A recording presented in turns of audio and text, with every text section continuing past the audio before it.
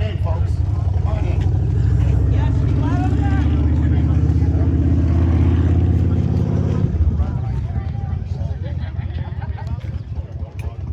Good morning. I'm Peter Mullen. I'm on the board of the Maine Coast Recovery Coalition. Welcome to our 7th annual Ride for Recovery.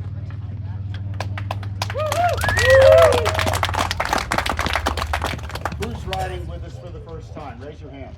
Welcome. Who's riding a motorcycle for the first time? Don't raise your hand. Just Margaret did. That's great. I want to thank the Elks for letting us use their lodge. Again. Yeah.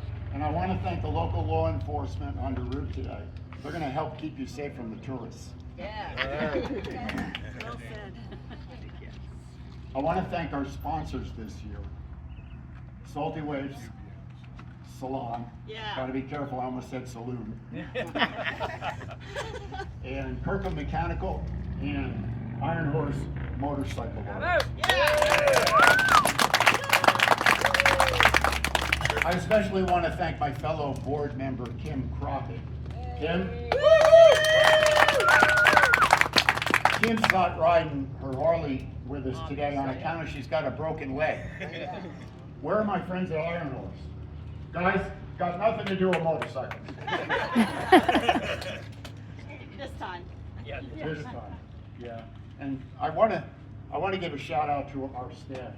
Ian Kirkham, Ian, our director of operations. Ian! And Gregory's not here today. He'll be at the house at the barbecue. Greg will be at the house, our men's manager. And Sarah? Right behind Right behind you. Bravo, Sarah. Sarah runs our women's house in Camden. Thanks for your very hard work. Yeah, guys. absolutely. Yeah. Truly. People have always used substances, and they always will. Each one of us has to come to our own terms with alcohol and drugs. And some of us realize we're on the wrong path and we change. Some of our brothers and sisters didn't get there yet.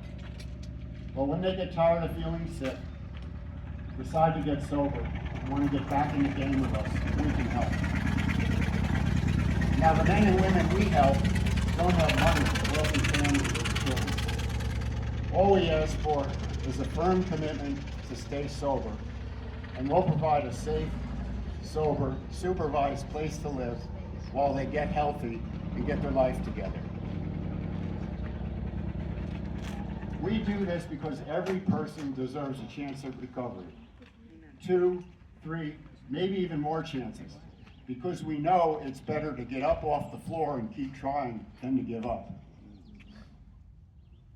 We're here because we believe love and compassion are a whole lot better than scorn and derision, or even worse, apathy and indifference.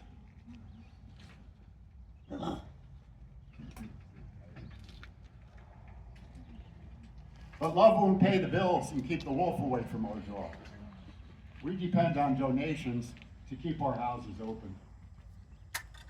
And things are a bit tough right now because, as you know, costs have gone up so much.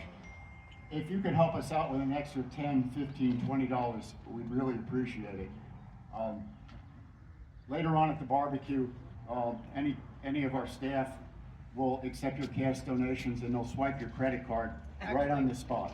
Actually, they can go to the sign and just scan the QR codes are available. QR code. Yeah. Great. Run on this side. At the house. If anybody wants to give me a credit card donation before they leave, I've got the square here. Okay. So. Now, if you give your credit card to Ian, he's got a nervous tick.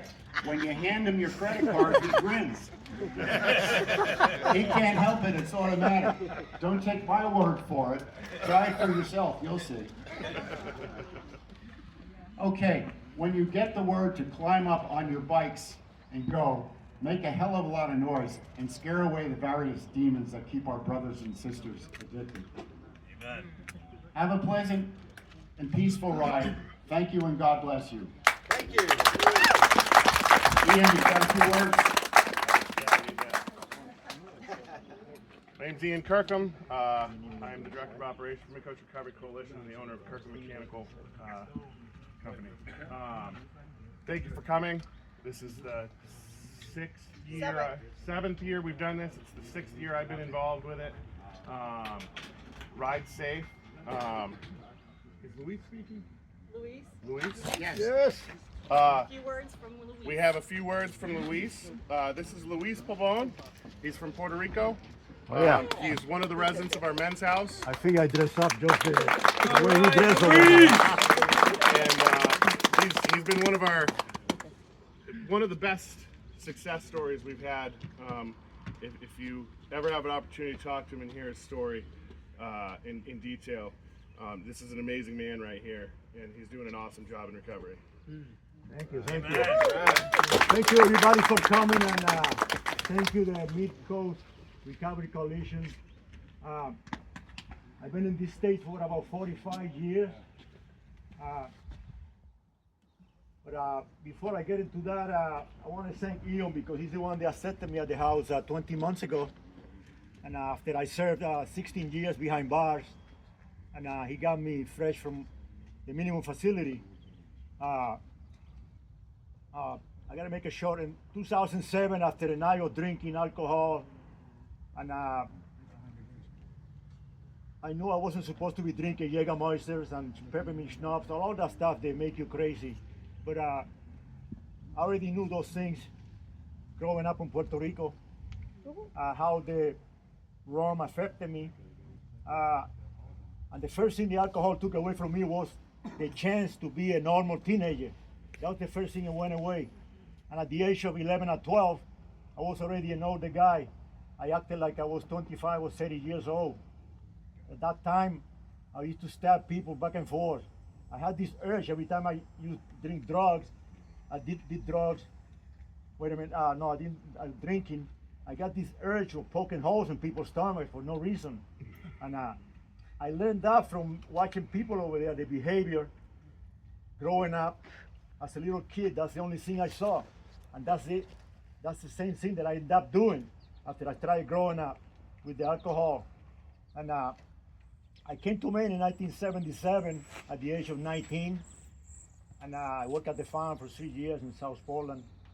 My uncle went back to Puerto Rico, so I started working on the waterfront. I met a bunch of fishermen. I used to unload the fishing boats. And soon later, I started being a commercial fisherman, which I did for 27 years. It's good money, but when you drink alcohol, the good money doesn't really, you don't use your brains, it's nothing to show for. And a few years later, cocaine showed up in my life just to make things really, really bad and worse financially. We went to alcohol, which went hand by hand with drinking. With doing drugs, cocaine and drinking. And when I was in my 40s, I started experiencing this, this thinking that I knew something was wrong and something was going to get bad. And it did. When I was 48 in 2007, I got in an argument and I stabbed somebody multiple times. I was found guilty of attempted murder, aggravated assault, and like I said before, I was drinking that night Jägermeister because even just beers, I couldn't handle just beers, but peppermint schnapps, Jägermeister mix, you name it. And I had a resentment in the back of my head, and I was in an argument at the house, and I was with this lady that I met, and nobody related to my family. So I grabbed a steak knife and I stabbed. One of the knife broke, I grabbed another knife and keep stabbing her. And she didn't die. She lost a lung. And it's a shameful things that we do when under the influence of alcohol. To me, it's a subject very hard to talk about, but in this case like this, Mid-Coast Recovery, to help somebody, they're having problems. If you got resentment and you drink alcohol, sooner or later that's going to come out. It's like a volcano, it's going to explode. And it doesn't matter who's there. Lucky there was no guns that night because I don't know what would have happened. Anyway,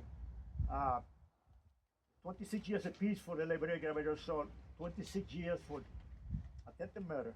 They run as one. So I got sentenced to 26 years, all but 20 suspended. I did 16 years. And make no mistake, I was sober inside. I was offered drugs many times, but it was time for me.